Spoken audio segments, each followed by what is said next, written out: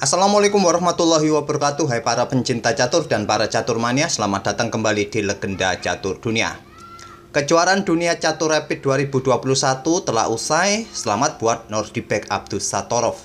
Tapi kejuaraan Dunia Rapid tahun ini kawan menyisakan masalah, terutama aturan soal tiebreaks atau playoff.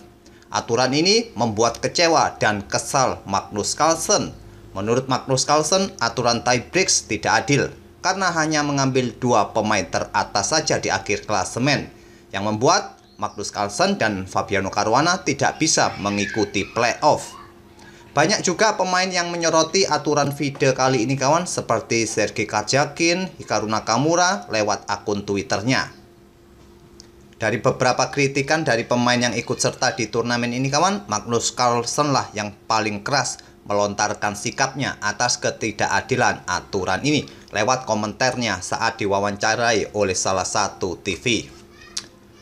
Tapi akhirnya Magnus Carlsen juga tetap legawa kawan untuk mengucapkan selamat bagi Nordibek Abdusattorov atas pencapaiannya di turnamen ini.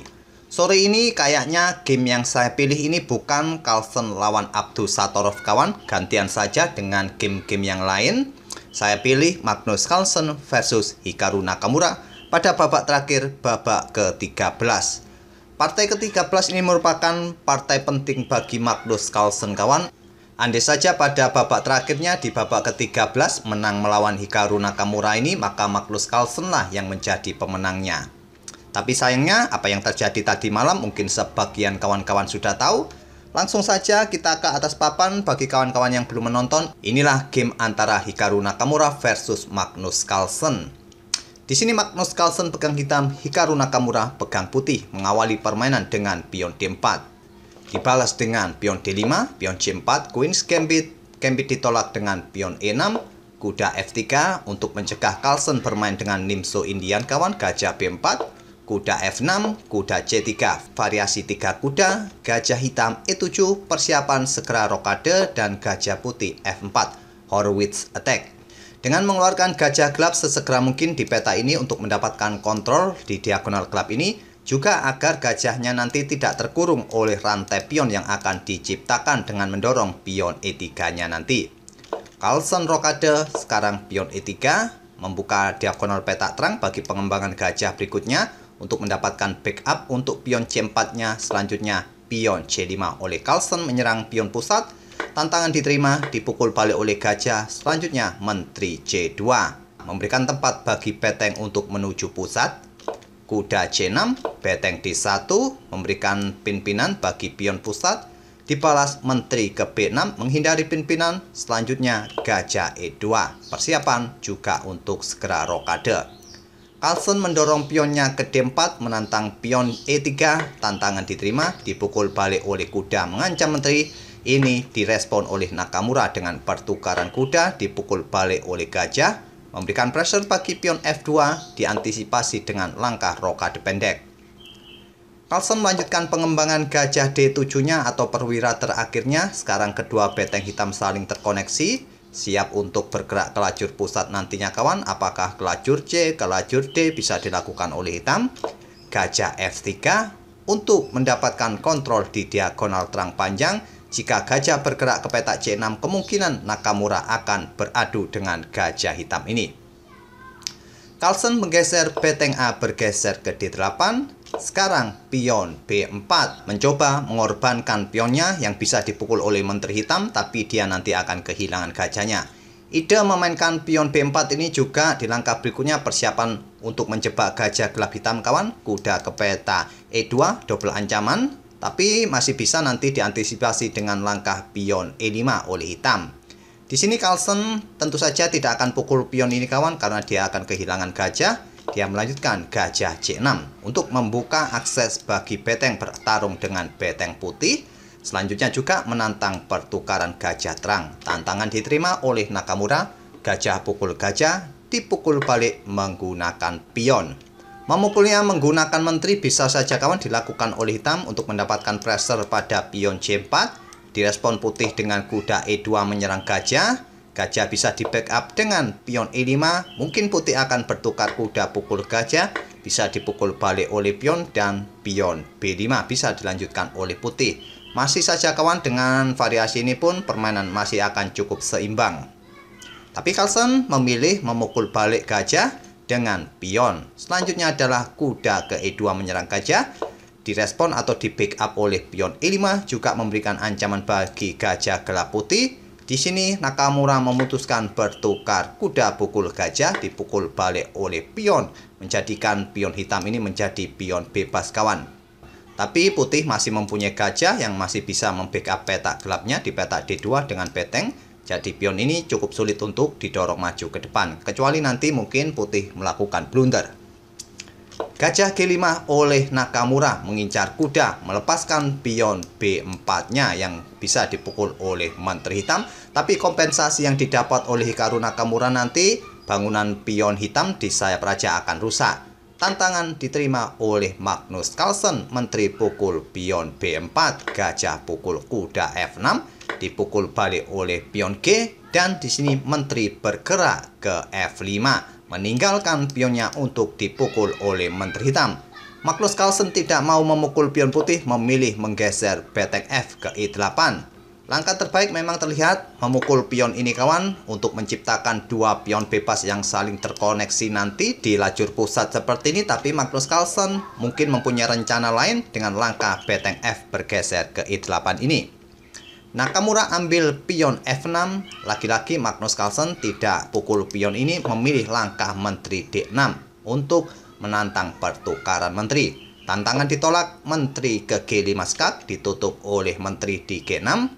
Di sini Nakamura lagi-lagi menolak bertukar menteri, bermain dengan pion F4.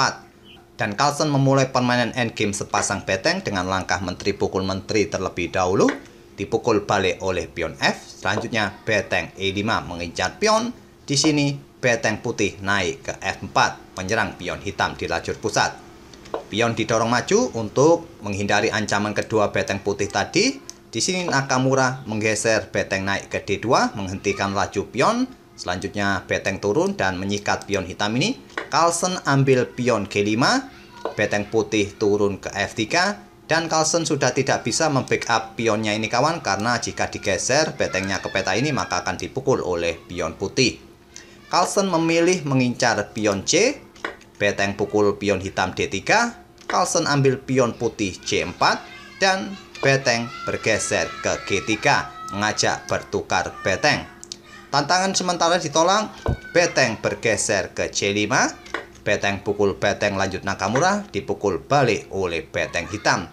Carlsen sementara unggul satu pion, tapi keunggulan satu pion dalam endgame beteng versus beteng di level atas seperti ini kebanyakan berakhir miss kawan, karena para grandmaster super seperti ini sudah sangat ahli atau menguasai teknik dasar endgame beteng. Permainan berlanjut, beteng bergeser ke A3, mengincar pion di lajur A, pion didorong maju, dan beteng putih bergeser ke C3, gantian sekarang mengincar pion C. Di sini beteng hitam ke B5 melepaskan pionnya, beteng putih ambil pion C6, beteng hitam naik ke B2 mengincar pion putih. Pion didorong ke A4, beteng hitam turun ke B4 mengincar pion putih kembali. Di sini raja putih mulai bergerak dan beteng hitam ambil pion A4. Sekarang komposisi Magnus Carlsen kembali unggul satu pion kawan di sisi kiri papan. Selanjutnya beteng hitam ke A6 untuk menghentikan laju pion ini. Pion H5 lanjut Magnus Carlsen untuk menghentikan laju pion-pion putih di sayap raja. Pion H4 balas Nakamura, dan beteng F4 oleh Carlsen skak, raja ke E3, beteng ke F5. Selanjutnya pion G3 oleh Nakamura, raja hitam G7, raja putih E4, dan beteng bergeser ke B5. Raja ke F4, sekarang pion F6, dan beteng ke A7 skak. Raja bisa naik ke G6, sekarang raja putih ke E4 dibalas beteng B4 skak. Raja mundur dan beteng ke B3 kembali skak. Raja naik, beteng ke A3 untuk melindungi pionnya, dan sekali lagi akan mendorong maju. Di sini beteng putih C7, Pion didorong maju ke A4 dan beteng kembali ke lajur A. Beteng hitam ke A2 dan beteng putih naik ke A5. Di sini pion terus didorong maju kawan. Selanjutnya raja mundur ke F3. Beteng ke A1. Selanjutnya raja putih ke F2. Dibalas pion F5 oleh Carlsen. Selanjutnya beteng A6 skak. Raja mundur ke F7. Raja putih bergeser ke G2. Raja hitam bergeser ke E7. Beteng putih ke A5 menyerang pion dilindungi oleh raja. Raja putih bergeser ke H2. Beteng A2 skak memaksa raja bersembunyi ke H3 dan raja hitam ke F6. Beteng putih A8. Raja bisa ke E5. Sekarang beteng ke A4 untuk membatasi raja hitam agar tidak bisa melintas ke depan. Di sini Magnus Carlsen bermain dengan raja ke D5. Engine menyarankan kita memanfaatkan langkah beteng putih ini dengan beteng ke A1 kawan, memberikan tempat bagi pionnya maju. Pasti nanti dibalas oleh raja putih untuk bergeser di baris kedua, agar nantinya setelah pion ini maju, hitam sudah tidak mempunyai kesempatan untuk melakukan skak lagi di baris pertama. Di sini tadi Carlsen merespon dengan langkah raja ke petak D5 dan dibalas beteng F4, siap menerkam pion hitam F5 ini. Di backup oleh raja dan beteng turun ke F3. Selanjutnya raja hitam ke E5, beteng E3 skak, raja D4, beteng F3 kembali menyerang pion, dilindungi oleh raja. Selanjutnya beteng F4 skak, raja ke E3, beteng ambil pion F5. Selanjutnya beteng hitam bergerak ke A1. Raja ke G1 ini untuk menghindari pion didorong maju terus nanti melakukan skak di baris pertama. Dan di sini Carlsen bermain dengan beteng A2 skak, raja ke H3, dan di langkah ke-66 ini kawan, kedua pemain sepakat untuk berakhir remis. Memang sulit kawan untuk mendapatkan kemenangan di level atas seperti ini dalam permainan endgame beteng, kecuali kita kaum pos ronda dalam permainan endgame beteng terkadang sudah unggul 2 pion pun masih tetap remis atau bahkan kalah. Itulah kawan permainan antara Hikaru Nakamura versus Magnus Carlsen di babak terakhir, babak ke-13. Andai saja Magnus Carlsen memenangkan game saat melawan Hikaru Nakamura di babak terakhir ini kawan, maka poinnya akan menjadi 10 dan dialah yang akan menjadi juara, selisih setengah poin dari pesaing terdekatnya. Semoga permainan endgame dari kedua pemain ini bisa memberikan wawasan dalam permainan endgame beteng versus beteng, dan kita akan bertemu di video-video berikutnya. Terima kasih. Wassalamualaikum warahmatullahi wabarakatuh.